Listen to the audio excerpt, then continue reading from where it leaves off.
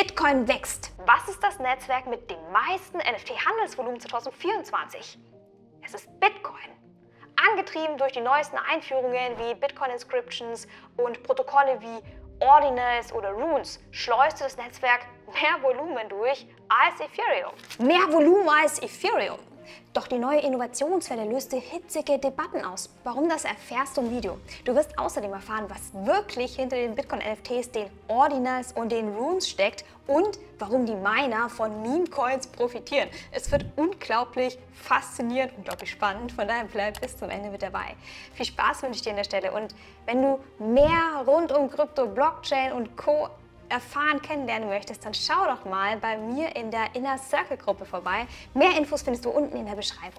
Bitcoin-NFTs, Inschriften, seltene Sats oder digitale Kunstobjekte ist eigentlich meist immer das Gleiche damit gemeint und zwar sind es die Ordinals. Der Erfinder von den Ordinals, Bitcoin-Künstler und Programmierer Casey Rodarmor, nennt die NFTs am liebsten digitale Artefakte.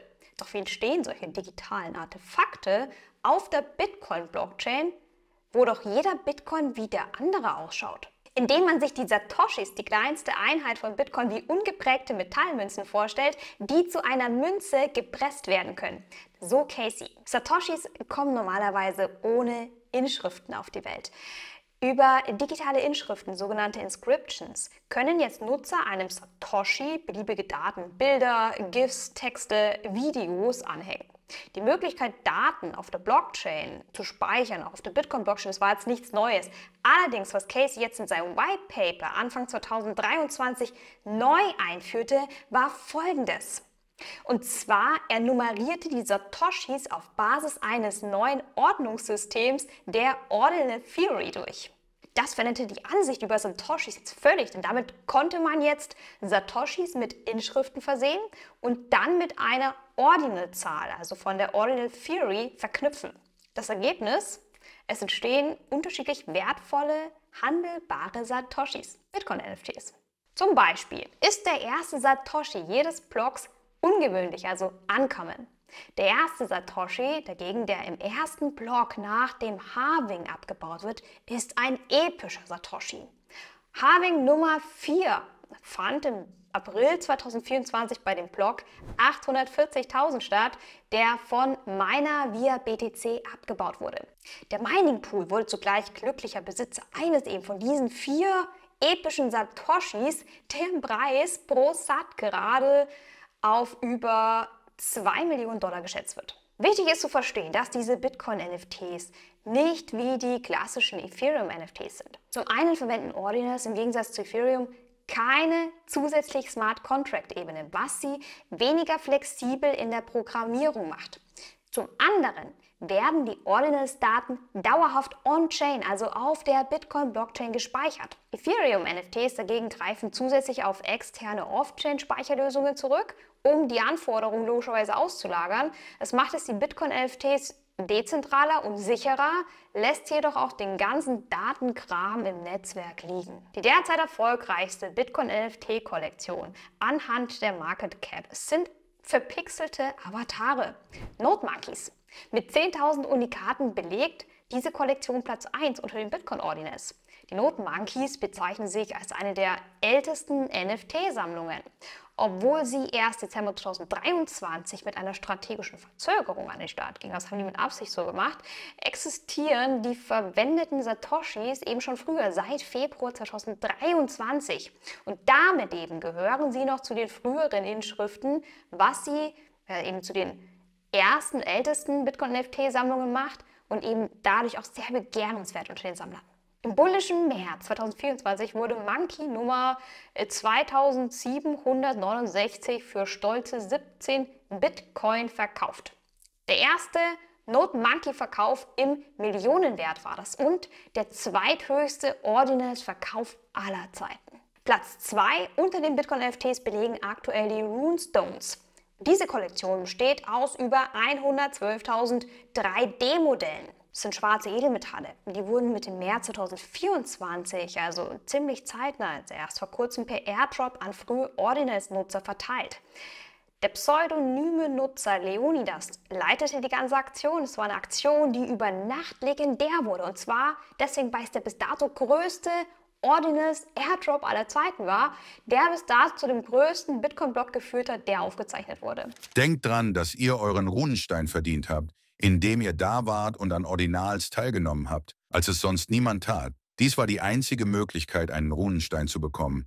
Und es gab keine Teamzuteilung oder Vorverkauf. Seit der Einführung von Ordinals und Inscriptions im Januar 2023 wurden über 68 Millionen Inschriften Stand des Videos in verschiedenen Formen und Größen erstellt. Die größeren Daten ließen die durchschnittliche Blockgröße von 1 Megabyte auf heute durchschnittliche 1,6 Megabyte ansteigen. Du siehst, es gab sogar Peaks von über 2 Megabyte im Februar 2023. Was bedeutet das? Das bedeutet, dass die Blockchain-Größe in Zukunft 2- bis 4-mal schneller wachsen wird, wenn sich dieser Trend fortsetzt, sodass die durchschnittliche Blockgröße der maximalen Blockgröße von 4 Megabyte entspricht. Und bei ständig maximaler Blockgröße würden die Bitcoin-Knoten länger brauchen, um sich vollständig jedes Mal wieder zu synchronisieren. Um vollständig synchronisierte Knoten in diesem Netzwerk zu betreiben, müsste man vielleicht irgendwann die Hardware-Anforderungen erhöhen. Und das wiederum könnte die Dezentralisierung des Netzwerks beeinträchtigen, weil es für die Knotenbetreiber dann einfach schwieriger und teurer wird. So die Sorge. Was jetzt aber, wenn man das Ordinals-Protokoll anders nutzt, um anstatt der speicherintensiven Bilder nur reinen Text einzubetten? Ja, schwuppdiwupp. März 2023 wurde ein neuer Bitcoin-Token-Standard, der BRC20-Standard, geboren, um ähnlich wie ERC20 beliebige Tokens auf Bitcoin zu erstellen. Vorsicht, es ist kein Standard in diesem Sinne, es ist erstmal ein Experiment. Erfinder und X-Nutzer Domo selbst warnt vor BRC20. Lesen Sie jedes Wort, wenn Sie einen Test machen.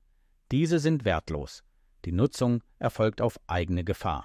Die Warnung von Domo wurde ignoriert. Aus dem BRC20-Experiment wurde schnell ein riesiger Hype. Der erste BRC20-Token war der Ordi-Token. Ordi ist der größte Token unter den BRC20s und läuft unter allen Kryptowährungen unter den Top 100. Und obwohl Domo auf Nutzlosigkeit und Schwachstellen hinwies, kommen die BRC20s auf eine gesamte Market Cap von knapp 1 Milliarde US-Dollar statt des Videos, was rund 0,1% der Market Cap von Bitcoin entspricht. Ganze Communities und Ordinal-Unterstützer wie zum Beispiel der Hersteller Unisat bauten innerhalb von kürzester Zeit einen komplett neuen Markt rund um die BRC20 und Ordinals auf. Es gibt heute sogar mittlerweile weiterentwickelte BRC20-Varianten. War ja gar kein schlechter Gedanke. Man hat jetzt einfach nur versucht, die Mängel zu beheben. Beispielsweise gibt es zum Beispiel den ORC20-Token-Standard. Das ist eine Art Hard Fork vom BRC20-Standard, wenn man das so nennen will. Die Auswirkungen der Inschrift auf das Bitcoin-Netzwerk sind enorm. Kurz nach Domos Ankündigung wurden im März 2023 an nur einem einzigen Tag über 30.000 Ordinal-Inschriften vorgenommen. Das siehst du hier in dem Bild. Das war ein neuer Rekord.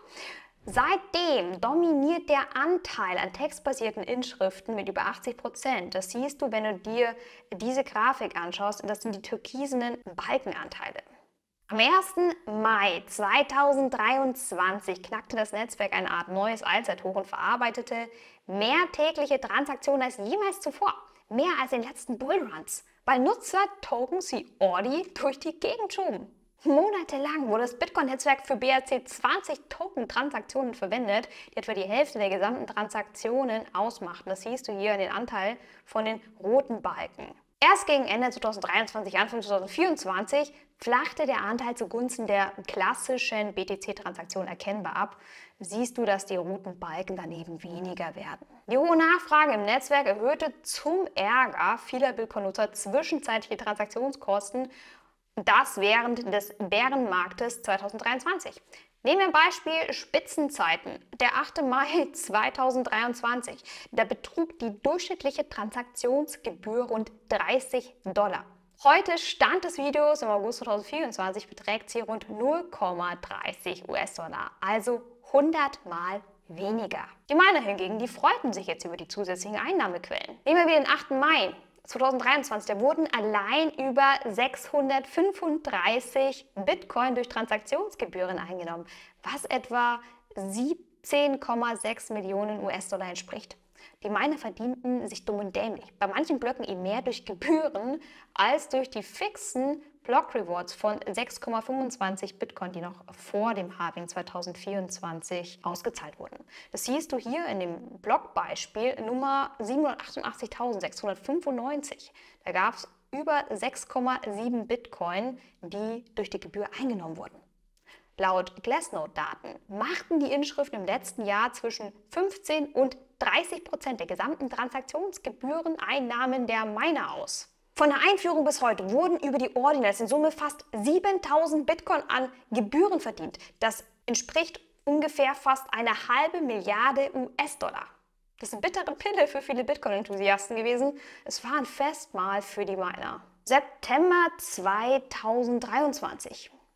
Es kam eine weitere Idee vom Ordinals-Erfinder Casey ins Rollen. Eine neue, schreckliche Idee, so schreibt er.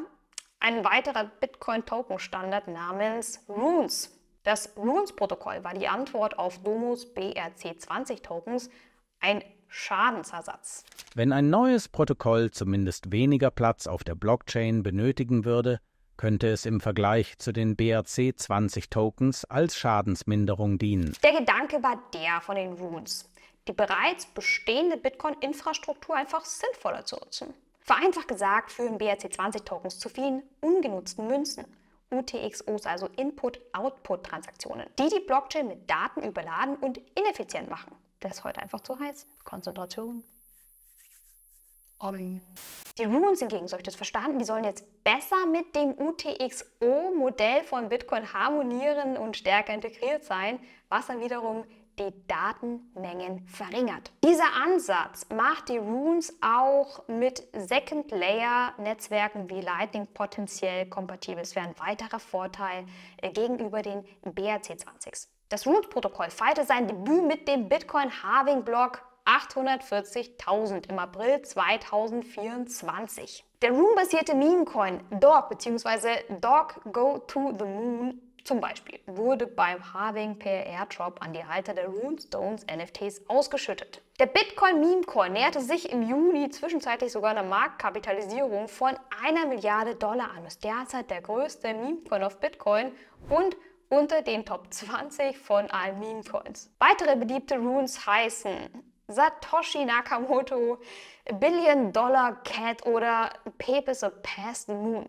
Also, Casey, war das wirklich so eine gute Idee? Ich bin mir nicht sicher, ob die Erstellung eines neuen fungiblen Token-Protokolls für Bitcoin eine gute Idee ist. Fungible Token sind zu 99,9% Betrug und Memes. Sie scheinen jedoch nicht so schnell zu verschwinden, ähnlich wie Casinos nicht so schnell verschwinden werden. Mit der Einführung der Ordinals wurde ein Tabu gebrochen. Und zwar, dass Bitcoin neben klassischen BTC-Transaktionen auch andere Tokens durchschleusen könnte, dass der Blockspace anderweitig gefüllt werden könnte. Viele Bitcoin-Anhänger sorgen sich, dass jetzt lauter Pizza-Tokens die wertvolle Bitcoin-Blockchain überfluten könnten, die Dezentralität gefährden, dass sie Bitcoin zweckentfremden und der Ruf als digitales Gold ruiniert wird. Fakt ist jedoch, dass man in einem zensurresistenten Netzwerk wie Bitcoin nichts zensieren kann. Das hält uns jedoch nicht davon ab, die reine Verschwendung und Dummheit einer Verschlüsselung milde zu kommentieren. Tun Sie wenigstens etwas Effizientes. Welche möglichen effizienten Chancen bieten denn die Inschriften? Ein ökonomischer Mehrwert könnte, wie schon erwähnt, die höheren Einnahmequellen für die Miner sein, sofern die Ordinals über den Hype hinaus eine konstante Nachfrage nach Blockspeicher schaffen. Denn mit jedem Halving werden die Blockbelohnungen kleiner werden, die Miner werden aber weitere finanzielle Anreize brauchen, um die Sicherheit von Bitcoin aufrechtzuerhalten. Wenn die NFT-Community Ordinalzahlen als Top-3 NFT-System annimmt, könnte es meiner Meinung nach einen bedeutenden Anteil am langfristigen Blockspace von Bitcoin ausmachen. Sagen wir 20% über lange Zeiträume. Des Weiteren wittern Befürworter einfach nur mehr Renditechancen in einem unerschlossenen Markt. Die Liquidität der Bitcoin-Blockchain ist noch nicht in Runes geflossen, schreibt zum Beispiel X-Nutzer Vincent. Dabei vergleiche die Market Cap von Solana, Ethereum und Bitcoin mit der jeweiligen Meme-Coin Market Cap. You are not ready, schreibt das Study Doc. Ja, ob der Plan aufgeht, das wird sich zeigen. Wo ich persönlich jetzt eine nachhaltige Chance sehe, unabhängig von den Hypes, den kurzen, sind Entwicklungen von Bitcoin-NFTs hin zu hochwertigen, einzigartigen Sammlerstücken. Digitale Kunst eingraviert auf der wertvollsten Blockchain.